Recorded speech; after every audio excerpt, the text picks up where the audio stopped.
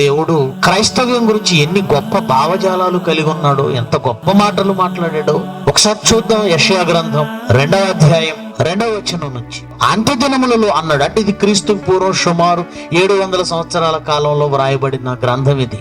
అంత్యదినములు అనగానే యేసుక్రీస్తు వచ్చిన తర్వాత వచ్చిన కాలము, అక్కడ నుంచి ఇప్పుడున్న కాలం అంతా దేవుడు ఈ విశ్వానికి నియమించిన లేదా ప్రపంచానికి ఇచ్చిన చివరి దినములు, ప్రపంచానికి నియమించిన చివరి దినాలు.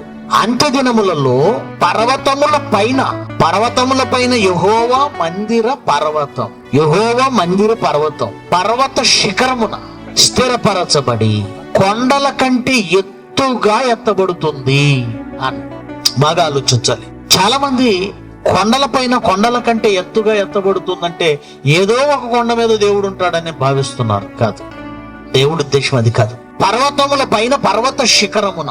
ఈ ప్రపంచంలో అన్నింటికంటే ఎత్తైన పర్వతం ఏది అంటే అందరూ మాట్లాడే మాట ఎవరెస్ట్. రెండవదండి అదిగోండి ఆ సౌత్ ఆఫ్రికాలో ఉన్న కిలిమంజారో పర్వతం. ఎలాగూ పర్వతాల ఎత్తుతో కొలిసి ఈరోజు మాట్లాడుకుంటున్నారు. ఈ ప్రపంచంలో అన్నిటికంటే ఎత్తైన శిఖరముగా ఎవరెస్ట్ పిలువబడితే దేవుడు అంటున్నాడు యెహోవా మందిర పర్వతం ఒకటి ఉందన్నాడు. యెహోవా మందిర్ ఎక్కడుందండి? ప్రపంచ పటంలో ఏ కనుమలలో ఉంది? వింధ్య పర్వతాల్లో ఉందా, హిమాలయాల్లో ఉందా, తూర్పు కనుమల్లో ఉందా, పడమటి కనుమల్లో ఉందా అని చూడకండి. ఎందుకంటే ఆయన పర్వతం అంటున్నది మనం చూస్తున్న ఈ నేల మీద ఉన్న కొండల గురించి కాదు, సంఘమును ఉద్దేశించి మాట్లాడుతున్నాడు. మందిరం అన్నాడు, చూశారు? మందిరం అంటే ఏంటి? తిమోతికి రాసిన మొదటి పత్రిక 2వ అధ్యాయము 15వ వచనం. నేను ఆలస్యం చేసిన ఎడల దేవుని మందిరం అనగా జీవము గల దేవుని సంఘం అన్నాడు. అనగా క్రైస్తవ్యం. దేవుని మందిరం అంటే కొండ మీద కట్టబడిందో, ఊరి మధ్యలో కట్టబడిందో, ఊరి బయట కట్టబడిందో కాదు. దేవుని మందిరముల్లో అనగా అన్నాడు. ఎందుకంటే దేవుని మందిరం అంటే ప్రపంచంలో ఇప్పటికే ఏవేవో భావాలు ఉన్నాయి గనక నిజమైన దేవుని మందిరం ఏదో చెప్పదలిచి ఆయన అన్నాడు దేవుని మందిరముల్లో అనగా జీవము గల దేవుని సంఘం. దేవుడు నిజంగా నివాసం ఉండే స్థలం, నిజమైన దేవుని ఆలయము, సంఘం, క్రైస్తవ్యం.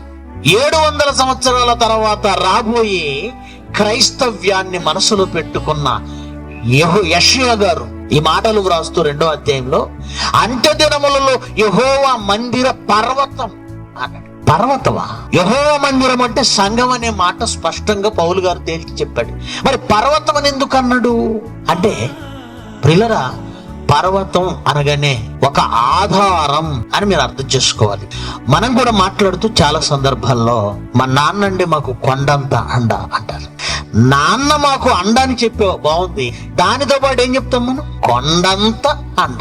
అంటే కొండ మనకు అండగా ఉంటుందా? ఉంటుంది కనుక ఆ మాట అంటున్నాం. భారతదేశానికి ఉత్తర దిక్కునున్న హిమాలయ పర్వతాలండి భారతదేశానికి పెట్టని గోడల్లాంటి రక్షణ కల్పిస్తున్నాయండి అంటారు. హిమాలయ పర్వతాలు ఎలా ఉన్నాయట? రక్షణ అండగా ఉన్నాయి. వాటి విషయాన్ని ప్రక్కన పెడితే అసలు ఈ భూమి మీద ఉన్న పర్వతాలను గురించి దేవుడేం రాశాడు తెలుసా? భూమికి పునాదులుగా ఉన్నవి పర్వతాలే. మేకా గ్రంథం అనుకుంటాను 6వ అధ్యాయం 2వ వచనం. మేకా గ్రంథము 6వ అధ్యాయము 2వ వచనం. ఆయన ఇశ్రాయేలు మీద వ్యాజ్యమాడుచున్నాడు. నిశ్చలములై భూమికి పునాదులట పర్వతాలు. భూమి నిలబడడానికి పునాది పర్వతమేనట. అంటే ఈ భూమండలము ఒక చక్కటి గోళంలా ముద్దగా విడిపోకుండా, ఆకారాన్ని కోల్పోకుండా ఉందంటే పర్వతాలు అండగా నిలబడ్డాయి. ఇన్ని మాటలు ఎందుకు చెప్పానంటే, యెహోవా మందిరమును కూడా దేవుడేమన్నంటే పర్వతం అన్నాడు.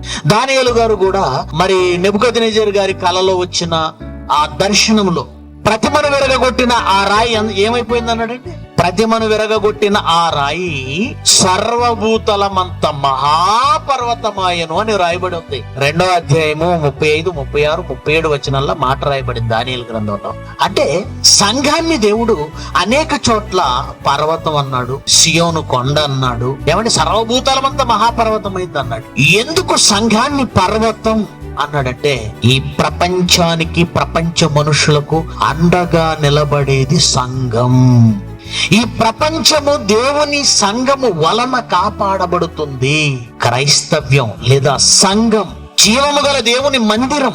ఈ క్రైస్తవ్యం ప్రపంచానికి అండ అని దేవుడు చెప్పాడండి.